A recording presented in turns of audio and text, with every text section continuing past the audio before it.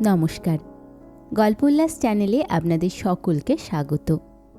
আজ আপনারা শুনবেন বুদ্ধদেব গুহর লেখা একটি ছোট গল্প অবসর। বুদ্ধদেব গুহ ছিলেন একজন প্রখ্যাত বাঙালি কথাসাহিত্যিক, গায়ক ও চিত্রশিল্পী। তিনি কলকাতায় জন্মগ্রহণ করেন। শৈশবের একটি বড় অংশ তৎকালীন পূর্ববঙ্গের রংপুর, বরিশাল ও জয়পুরহাট অঞ্চলে কাটানো। এই অভিজ্ঞতা তাঁর সাহিত্যকর্মে গভীর প্রভাব ফেলেছিল। বুদ্ধদেব গুহের সৃষ্ট সবচেয়ে জনপ্রিয় চরিত্রগুলির মধ্যে অন্যতম হল ঋজুদা।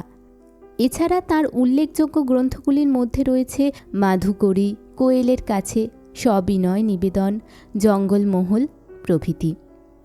আজ তাঁরই লেখা একটি ছোট গল্প অবসর। সুরমা এই শীতেও ঘেমে গিয়েছিলেন। তাড়াতাড়ি করে জায়গা করে গরম গরম ভাত, পেঁয়াজ, রসুন, কাঁচা লঙ্কা, ফোড়ন দেওয়া মুসুরির ডাল আর একটু আলু ভাজা করেই খাবার দিলেন। আজ খেতে বসে পেটের মধ্যে কেমন গুড়গুড় করছিল মৃগেনবাবুর। যদিও এই তাড়াহুড়ো করে সকাল 8টার মধ্যে শীত, গ্রীষ্ম, বর্ষায় কাকচান করে খেয়ে দৌড়ে স্টেশনে এসে লোকাল ধরে কলকাতা পৌঁছানোর অভ্যাস তাঁর মজ্জায় মজ্জায় গেঁথে গেছিল। কিন্তু আজই শেষ তাড়াহুড়ো। কাল থেকে আর কোনো তাড়া থাকবে না, সাড়া থাকবে না তাঁর অকিঞ্চিৎকর জীবনে। একটা স্তব্ধ, কর্মহীন, উদ্দেশ্যহীন শান্তি বিরাজ করবে কাল থেকে। সেই স্তব্ধতার ভারে চাপা পড়ে যাবেন না তো তিনি? গরম গরম ডাল ভাত মুখে পুড়তে পুড়তে ভাবছিলেন মৃগেনবাবু। খাওয়া সেরে মুখ ধুয়ে 3 দিন পরা ড্রিলের প্যান্ট ও খদ্দরের হাওয়াইন শার্টটা দেওয়ালের পেরেক ঝোলানো হ্যাঙ্গার থেকে নামিয়ে পরে নিলেন, লুঙ্গি খুলে ফেলে। সরমা 1 গ্লাস জল ও 1 খিলি পান নিয়ে এসে দাঁড়ালেন দরজার পাশে। পানটা হাতে নিতে নিতে হঠাৎ লক্ষ্য করলেন মৃগেনবাবু যে সরমার মুখে কি এক দারুণ ভয়ের ছায়া পড়েছে। 50% পেনশন পাবেন যদিও, কিন্তু আয় রাতারাতি অর্ধেক হয়ে গেলে আতঙ্কিত হবারই কথা। প্রভিডেন্ট ফান্ডের ধার কেটে হাতে যেটুকু পাবেন তার সবটাই খরচ হয়ে যাবে মিনুর বিয়েতে। তারপর আপাতত ভাবার সময় নেই। 8:05 গাড়ি ধরতে না পারলে লেট হয়ে যাবেন তিনি। তার নিজের আয়ত্তাধীন কারণে যখন কখনোই লেট হননি অফিসে, আজ শেষ দিনেও লেট হতে চান না তিনি। মানুষের ভূমিকা সংসারে যতই সামান্য ও অকিঞ্চিৎকর হোক না কেন, সেই জীবনেও গর্ব করার মতো কিছু কিছু জিনিস প্রত্যেক মানুষেরই থাকে। মৃগেনবাবুর প্রায় কখনোই লেট না হওয়ার গর্বটা সেই জাতীয় গর্ব। যথারীতি কেউই তখনও আসেনি তাঁদের সেকশানে। ড্রয়ারটা খুললেন। একটা বল পয়েন্ট পেন, কাঁচের ভিতর থেকে উঁকি মারা লাল, নীল, হলদে রঙের আভাসিত গোল গোল পেপার ওয়েট দুটো, একটা নীল ফাউন্টেন পেন, বিয়ের সময় পাওয়া শেফার্সটা, একটা ছুঁচ কাগজ ফুটো করার, মাল্টিভিটামিন ট্যাবলেটের খালি শিশি একটা, 4টে পোস্ট কার্ড, অডিট অবজেকশনের কিছু কাগজ, অ্যাপিল এফেক্টের 3টে অর্ডার টাইপ করা। এসবের মধ্যে তার নিজের সম্পত্তি বলতে ওই বল পেন, খালি ওষুধের শিশি আর সেফার্স কলমটা। অন্য সব কিছুই অফিসের। চাকরি জীবনে যেখানে যেখানে বদলি হয়েছেন, পেপারওয়েট দুটো সবসময় সঙ্গে করে নিয়ে গেছেন। নিচের দিক ঘষে ঘষে ক্ষয়ে গেছে। কোনো কিছু জটিল বিষয় চিন্তা করতে হলেই টেবিলের ওপর একটা পেপারওয়েট নিয়ে 2 আঙুলে ঘোরাতেন মৃগেনবাবু। দুরূহ সব ক্যালকুলেশন। আজকালকার ছেলেরা কি জানে আগে ট্যাক্স ক্যালকুলেশন কত কঠিন ছিল। আজকাল ইনকাম ট্যাক্স ডিপার্টমেন্টে কাজ যত না হয়, তার চেয়ে বেশি হয় রিপোর্ট রিটার্নের খেলা। খাজনার চেয়ে বাজনায় বেশি। হিল্লি দিল্লিতে হাজার হাজার রিপোর্ট যাচ্ছে, টেলেক্স টেলিফোনের ঠেলায় অস্থির। কোটি কোটি টাকা খরচ হচ্ছে স্টেশনারি এবং ম্যান আওয়ারে।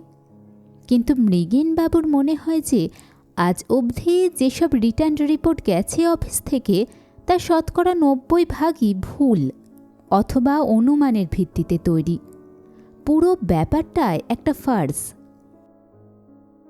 কিন্তু এসব কথা বলা তাঁর শোভা পায় না। কেন্দ্রীয় সরকারের কোটি কোটি নগণ্য কর্মচারীর মধ্যে তিনি একজন মাত্র, একটা বিরাট মেশিনের একটি ক্ষুদ্রাতি ক্ষুদ্র অংশ। তার সাধ্য কি এই ভণ্ডামির মুখোশ খোলেন, এই গরিব গুরুবাদের দেশেও এই আশ্চর্য ও ক্ষমাহীন অপচয়ের অপরাধের প্রতিবাদ করেন? যেন তেন প্রকারেণ ওপরওয়ালার চোখ রাঙানি ও ধমক, চাপ ও ঔদাসীন্যে অভ্যস্ত হতে হতে রিপোর্ট রিটার্নের গোলকধাম খেলতে খেলতে কোনো ক্রমে সসম্মানে সুপার অ্যানুয়েটেড হয়ে যাওয়ায় সরকারি চাকুরের মোক্ষ। অনেক কথা মনে আসছিল তার একা অফিসে বসে, নানা রকম কথা, কত বছরের স্মৃতি। মৃগেনবাবু ভাবছিলেন যে এই পেপার ওয়েট দুটোই রেখে যেতে হবে আজ, বহুদিনের সঙ্গী।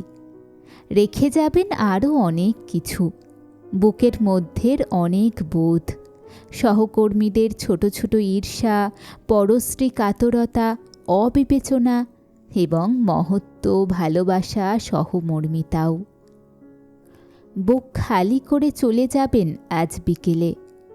কি করে যে সকাল থেকে এতখানি সময় কেটে গেল বুঝতেই পারলেন না।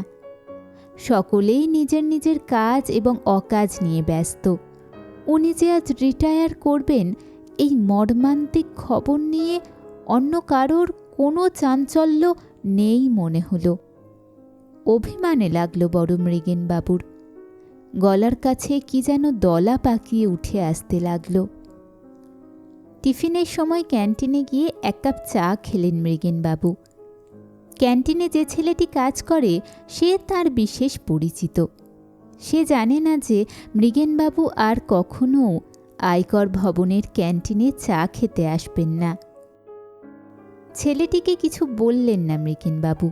তার রিটায়ারমেন্ট তার নিজের কাছে হয়তো একটা বিরাট ব্যাপার, কিন্তু এই ছেলেটির কাছে এবং অন্য সকলের কাছে নয়। চায়ে চিনি প্রায় দেয়নি বলতে গেলে, দুধও কম।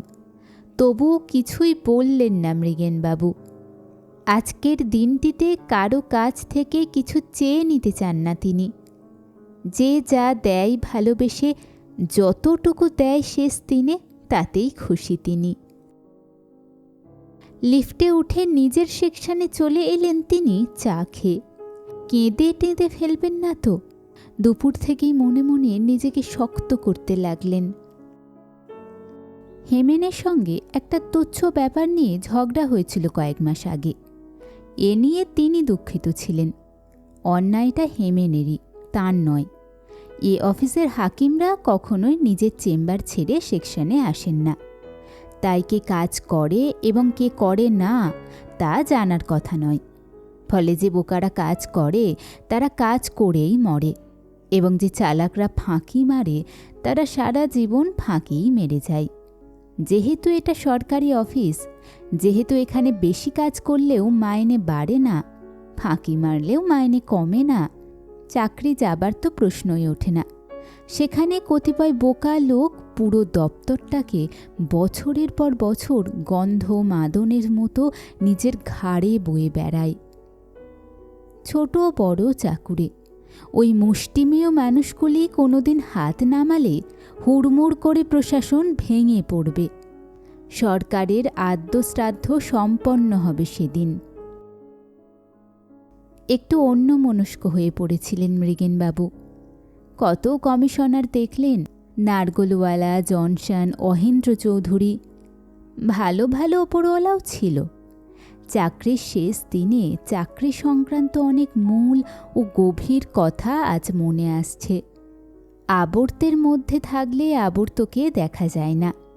আজ এই আবর্ত থেকে বাইরে বেরোচ্ছেন বলেই তার সমস্ত চাকরি জীবনটা একটা সম্পূর্ণ নতুন পার্সপেক্টিভে দেখতে পাচ্ছেন তিনি।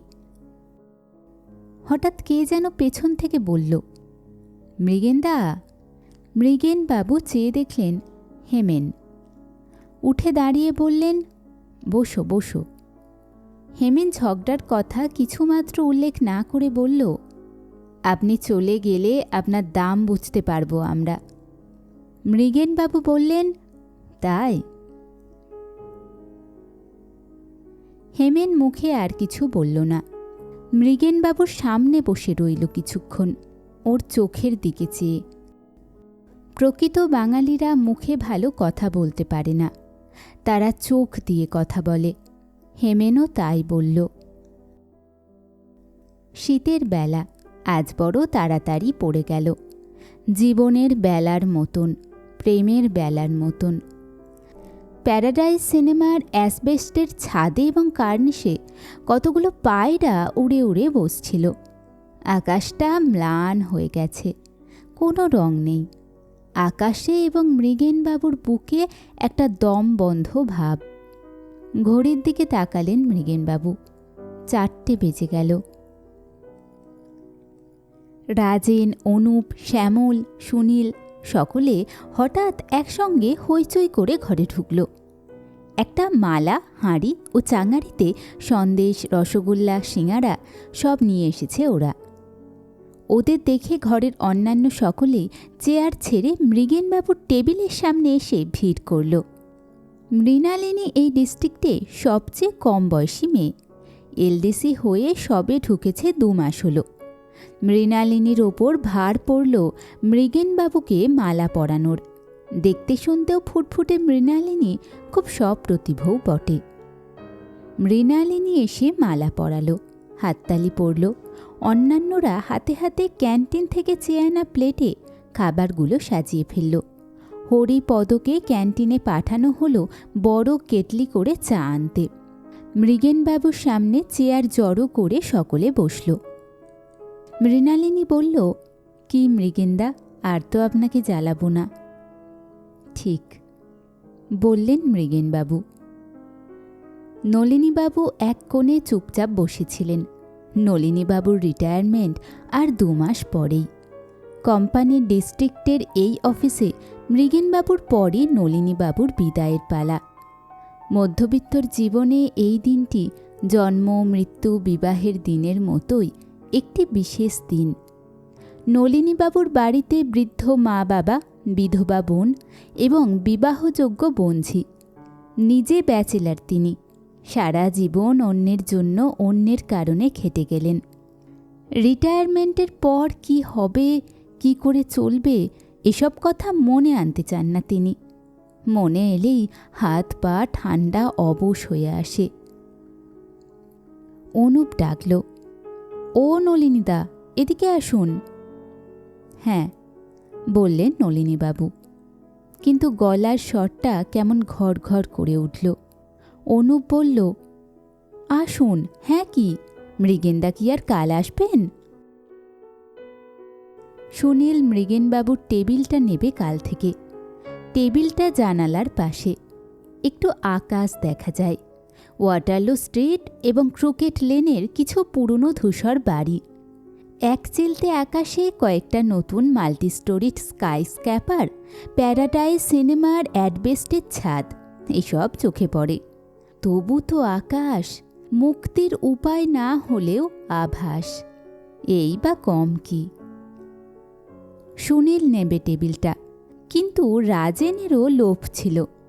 বলেই ফেলল রাজেন, মৃগেন্দা, বড় টেবিলটা কিন্তু সিনিয়রিটি হিসাবে আমারই প্রাপ্য ছিল।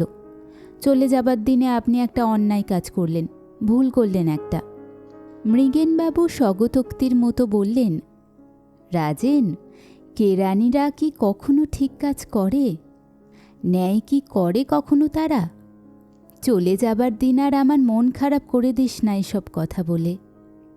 হঠাৎ সুনীল দৌড়ে এসে মৃগেনবাবুর চেয়ারে বসে থাকাকালীনই ড্রয়ারের চাবির গোছাটা একটানে মৃগেনবাবুর টেবিল থেকে তুলে নিল।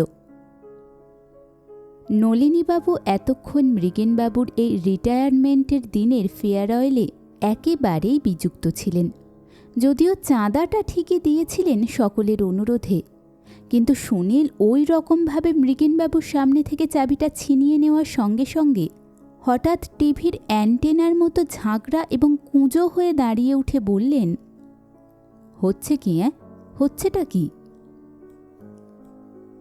সকলে নলিনীবাবুর এমন আচমকা উত্তেজনায় অবাক হয়ে ওদিকে তাকাতেই নলিনীবাবু বললেন, তোমাদের তর সইছিল না?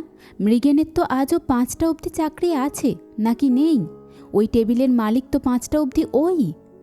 তোমরা 5টার পরও তো চাবি নিয়ে মারামারি করতে পারতে। সত্যি তোমাদের। মৃগেনবাবুর দু চোখে মরণোন্মুখ মানুষের শঙ্কা ফুটে উঠল। ফুটে উঠেই নিভে গেল। অন্ধকার মুখে একটা জোর করা হাসি ফুটিয়ে নলিনীবাবুকে বললেন, আহা, ঠিক আছে নলিনী, উত্তেজিত হইও না। 1 ঘন্টা আগে আর পরে এই টেবিলের ওপর আর দাবি রেখে লাভ কি? শ্যামল পরিবেশটা হালকা করার জন্য বলল, কত বছর ব্যাটিং করলেন দাদা এই ডিপার্টমেন্টে? মৃগেনবাবু হাসলেন, বললেন, তা প্রায় 35 বছর। যে মানুষটা তখন চাকরিতে ঢুকেছিল এবং আজ যে বেরিয়ে যাবে, তাদের মধ্যে বিস্তর ব্যবধান। অনুপটা কেবল ছেলে মানুষই না, বুঝো একটু কমর। হঠাৎ বলল, মৃগেনদা, এত বছর চাকরি করে আজ আপনি চলে যাচ্ছেন, আর আমার মোটে 4 বছর হলো। যাওয়ার আগে আমাদের কি কোনো অ্যাডভাইস? কি অ্যাডভাইস দেব? মৃগেনবাবু ধরা গলায় বললেন। বলেই সঙ্গে সঙ্গে বললেন, আমি কি বা ছাতার লোক, আমার আবার অ্যাডভাইস?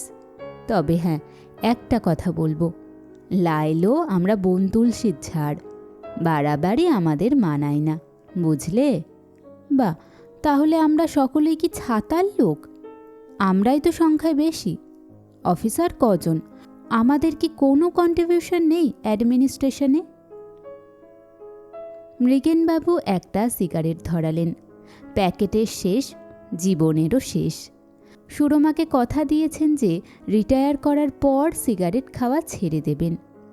কথা দেওয়া ব্যাপারটা একটা নগ্ন সত্যকে সম্ভ্রান্ত করার জন্য। রিটায়ারমেন্টের পর সবচেয়ে সস্তা দামে সিগারেট খাওয়া তার পক্ষে অসম্ভব। অন্যমনস্ক হয়ে গেলেন মৃগেনবাবু, চুপ করে রইলেন।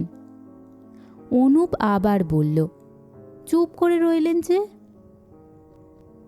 মৃগেনবাবু যেন অনেক দূরে চলে গিয়েছিলেন। দূর থেকে চোখের ক্লান্ত লেন্স দুটোকে জুম করে অনুপের দিকে ঘুরিয়ে বললেন, কিসের কন্ট্রিবিউশন? আমাদের কোনো কন্ট্রিবিউশন নেই, আমরা নন এন্টিটি। নলিনীবাবু হঠাৎ ঘরের কোণা থেকে উঠে এসে মৃগেনবাবুর সামনে দাঁড়ালেন। তারপর আস্তে আস্তে বললেন, ঠিকই বলেছ মৃগেন, আমরা ওপরওয়ালাদের চোখে নন এন্টিটি, কিন্তু আমরাই এই নাটকের উইন্সের পেছনে থাকি সবসময়। উইন্স ওঠাই নামাই, আলো ফেলি নায়কদের মুখে। আমরা প্রমাণ করি অ্যাডমিনিস্ট্রেটরদের ভূমিকা, কিন্তু আমরা ফালতু। ছেলেরা সকলে চাঁদা করে একটা সোয়েটার কিনেছিল মৃগেনবাবুর জন্যে। প্যাকেটে মোড়া অবস্থায় সেটা দিল ওরা। মৃগেনবাবু অভিভূত বোধ করলেন, কিছু বলতে পারলেন না। ফেয়ারওয়েলের শান্ত অনুষ্ঠানটা বক্তৃতা মঞ্চের মতো হয়ে যাচ্ছে দেখে যখন হেমেনবাবু ও সুনীলরা সকলেই বিব্রত বোধ করছিলেন, তখন স্নেহলতা এলেন। ভিড় ঠেলে এসে মৃগেনবাবুর সামনে দাঁড়ালেন।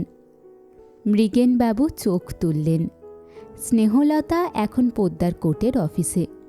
দেখা হয় খুব কম। আজ থেকে 25 বছর আগে যুবতী স্নেহলতাকে প্রেম নিবেদন করেছিলেন মৃগেনবাবু। বিয়েও করতে চেয়েছিলেন।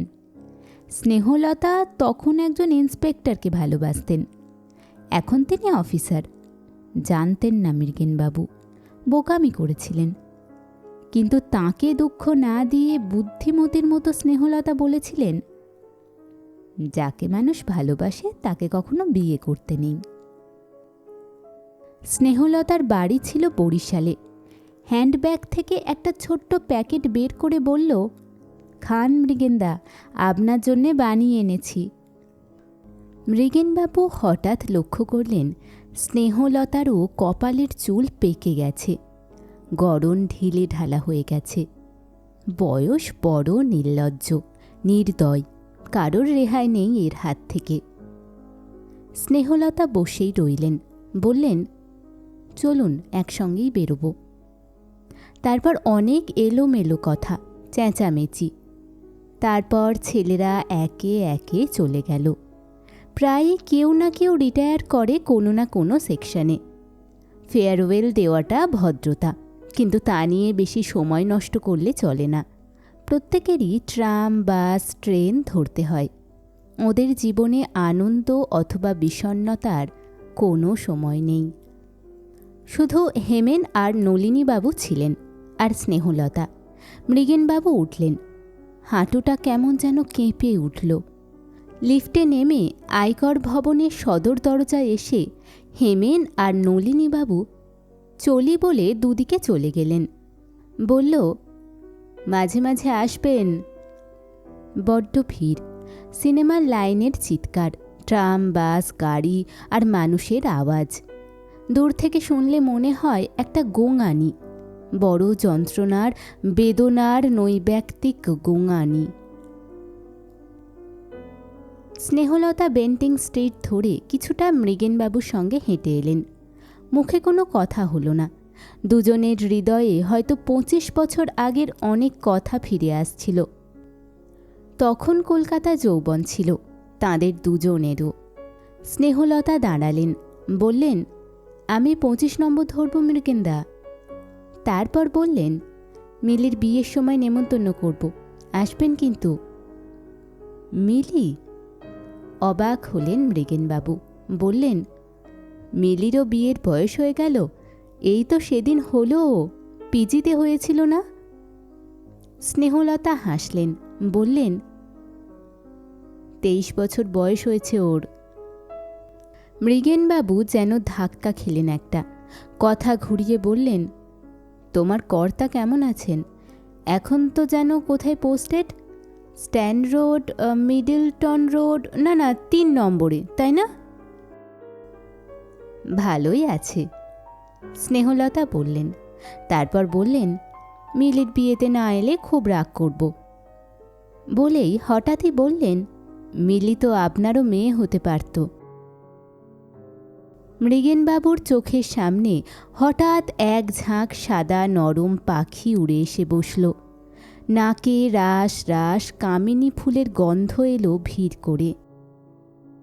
মৃগেনবাবু যখন ভালো করে চোখ তুলে তাকালেন, তখন আলিয়া হোটেলের সামনে ভিড়ের মধ্যে স্নেহলতার ফিকে নীল রঙা শাড়িটা এক ঝলক দেখা গেল শুধু। মৃগেনবাবু কিছুক্ষণ নিশ্চল দাঁড়িয়ে রইলেন ওখানে। তখনই শিয়ালদার দিকে গেলেন না। বিকেলে অফিস ছুটি হয়েছে এর আগে বহু হাজার দিন, কিন্তু আজকের ছুটিটা বড়ই অন্যরকম। কীরকম তা একটু ভালো করে বুঝতে চান মৃগেনবাবু। অনেকক্ষণ পর পা বাড়ালেন। এ পথে ও পথে উদ্দেশ্যহীনভাবে ঘুরলেন। যে মুহূর্তে অফিস থেকে বেরিয়েছিলেন, সেই মুহূর্ত থেকে হাতখড়িটা একটা অনাবশ্যক গয়না হয়ে গেল তাঁর কাছে। পানের দোকানে দাঁড়িয়ে 120 জর্দা দিয়ে একটা পান খেলেন, একটা সিগারেটও। শেষ বিলাসিতা। তারপর গয়না ঘড়ি পরে অনেক ঘুরে টুরে ভাবনার আকাশে উড়ে উড়ে একটি ক্লান্ত হোমিং পিজিয়নের মতো নিজের অজ্ঞাতেই আবার ফিরে এলেন অফিসের কাছেই। ইলেকট্রিক সাপ্লাইয়ের অফিসের সামনে দাঁড়িয়ে চেয়ে রইলেন উঁচু 9 তলা আলো নিবানো বাড়িটার দিকে। বড় বড় করে লেখা রয়েছে ইনকাম ট্যাক্স বিল্ডিং, আয়কর ভবন। এই বাড়িটা তৈরি হওয়ার পর থেকেই এখানেই পোস্টেড তিনি। তা প্রায় বছর 20 হতে চলল। এত বছর শিয়ালদায় নেমে অফিসের দিকে হেঁটে আসতে আসতে প্রতিদিনই দূর থেকে এই বাড়িটাকে দেখেই ঘৃণায় বিরক্তিতে তাঁর ভুরু কুঁচকে উঠত। গোলামির জায়গা। কিন্তু আজ এই প্রথমবার এমন অন্ধকার নিষ্প্রাণ অফিস বাড়িটাকে বড় সুন্দর বলে মনে হলো তাঁর। অনেকক্ষণ অফিস বাড়িটার দিকে অপলকে চেয়ে রইলেন মৃগেনবাবু। আপনারা শুনছিলেন বুদ্ধদেব গুহর লেখা একটি গল্প অবসর। গল্প পাঠ ভালো লাগলে চ্যানেলটি সাবস্ক্রাইব করবেন। ধন্যবাদ।